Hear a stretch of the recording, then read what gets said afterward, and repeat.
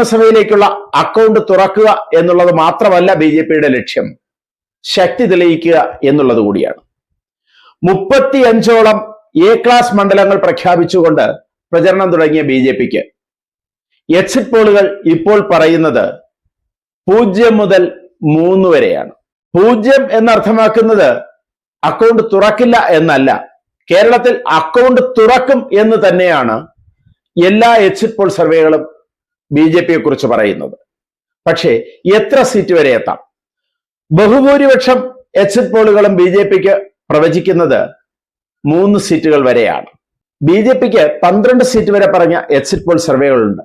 എന്നാൽ times now പറയുന്നത് 3 മുതൽ 7 വരെ സീറ്റുകളാണ്. ബി ജെ പി നേതൃത്വത്തെ പോലും അമ്പരപ്പിച്ചുകൊണ്ട് പീപ്പിൾ ഇൻസൈറ്റ് എന്ന സർവേ ബി ജെ പിക്ക് 14 സീറ്റ് വരെ പറയുന്നുണ്ട്.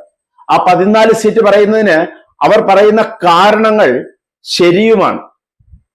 ലോകസഭയിലും ഇക്കഴിഞ്ഞ തദ്ദേശ സ്വയംഭരണ തെരഞ്ഞെടുപ്പുകളും നേടിയ വോട്ടിന്റെ വിഹിതം വെച്ച് നോക്കുമ്പോൾ ബി ജെ പിക്ക് 14 സീറ്റ് വരെയെങ്കിലും എത്തിച്ചേരേണ്ടതാണ്. ആ സർവേ എല്ലാവരെയും ഞെട്ടിച്ചിരിക്കുകയാണ്. കാരണം ലോകസഭയിൽ ഏകദേശം 20% വോട്ട് വിഹിതം കേരളത്തിലുണ്ടായിരുന്ന ബി ജെ പിക്ക് തദ്ദേശ സ്വയംഭരണ തെരഞ്ഞെടുപ്പിൽ അത് 15% ആയി കുറഞ്ഞിരിക്കുന്നു. ഇപ്പോൾ അത് 17% വരെ ആകാമെന്നും പീപ്പിൾ ഇൻസൈറ്റ് പറയുന്നുണ്ട്. അങ്ങനെ 17% വോട്ട് വിഹിതം വരികയാണെങ്കിൽ ബി ജെ പിക്ക് 10 മുകളിൽ 14 വരെ സീറ്റുകൾ എത്തിച്ചേരും എന്ന് തന്നെയാണ് പീപ്പിൾ ഇൻസൈറ്റിന്റെ അഭിപ്രായം. എന്നാൽ അത് രാഷ്ട്രീയ കേന്ദ്രങ്ങൾ വിശ്വസിക്കുന്നില്ല. കേരളത്തിൽ സാധാരണ ഭരണമാറ്റം വരുന്നത് ഒരു പ്രത്യേക തരത്തിലാണ്. ഇതുവരെ ഈ കഴിഞ്ഞ 2 ടേം ഒഴിച്ച് ഭരണമാറ്റം വന്നതൊക്കെ ഞാൻ പറഞ്ഞ ഒരു പ്രത്യേക തരത്തിൽ. കാരണം ഭരിക്കുന്നവരോടുള്ള വെറുപ്പ്, അത് പ്രകടമാക്കാൻ മറ്റു വഴികളൊന്നുമില്ല. ആകെയുള്ള വഴി പ്രതിപക്ഷത്തിരിക്കുന്നയാളിനെ അടുത്ത പ്രാവശ്യം ഭരണപക്ഷത്ത് ആക്കുക എന്നുള്ളത് മാത്രമാണ്.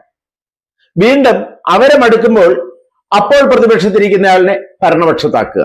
LDF, UDF എന്ന 2 വിഭാഗങ്ങൾ മാത്രം കേരളത്തിൽ ഉണ്ടായിരുന്നപ്പോൾ മാറി മാറി വന്നത് പ്രതിപക്ഷത്തിന്റെ കഴിവുകൊണ്ടല്ല, ഭരണപക്ഷത്തിന്റെ കഴിവുകേടുകൊണ്ടായിരുന്നു. കഴിഞ്ഞ പ്രാവശ്യം ഇടതുപക്ഷത്തിന് തുടർഭരണം ലഭിച്ചതിന് ഒരു പ്രധാന കാരണം കൊറോണയും കിറ്റും തന്നെയാണ്. എന്തായാലും അത് ജനങ്ങളെ സ്വാധീനിച്ചു. അങ്ങനെ ഇടതുപക്ഷത്തിന് 2ാമത് തുടർഭരണം ലഭിച്ചു.